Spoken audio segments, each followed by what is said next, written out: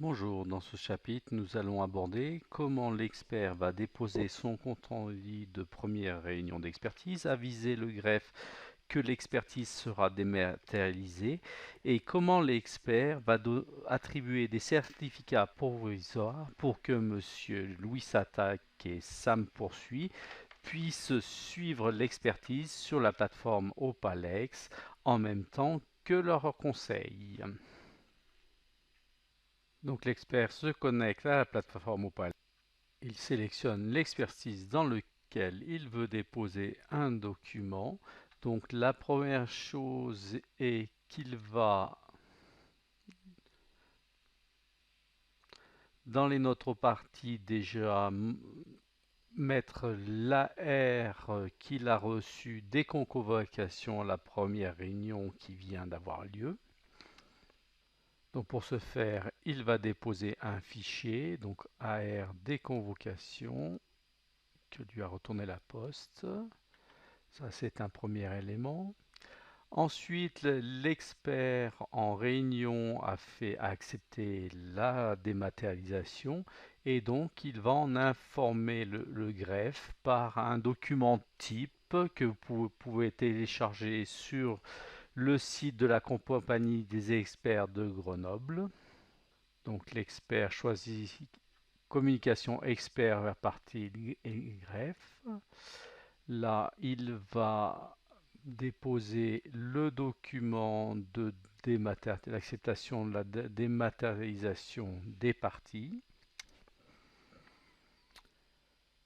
Donc le document se charge. Voilà, l'importation est terminée. Et puis l'expert va déposer son compte-rendu de première réunion dans la rubrique Notes aux parties. Donc ici, je vais déposer le compte-rendu de première réunion.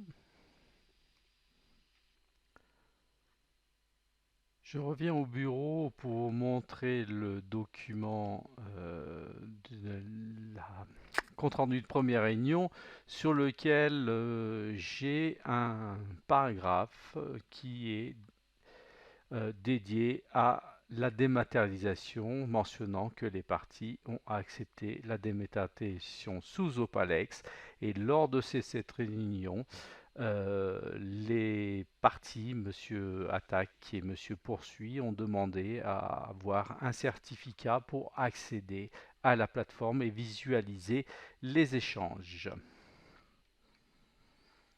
Donc je reviens à ma plateforme Opalex et je vais y déposer le compte-rendu de réunion.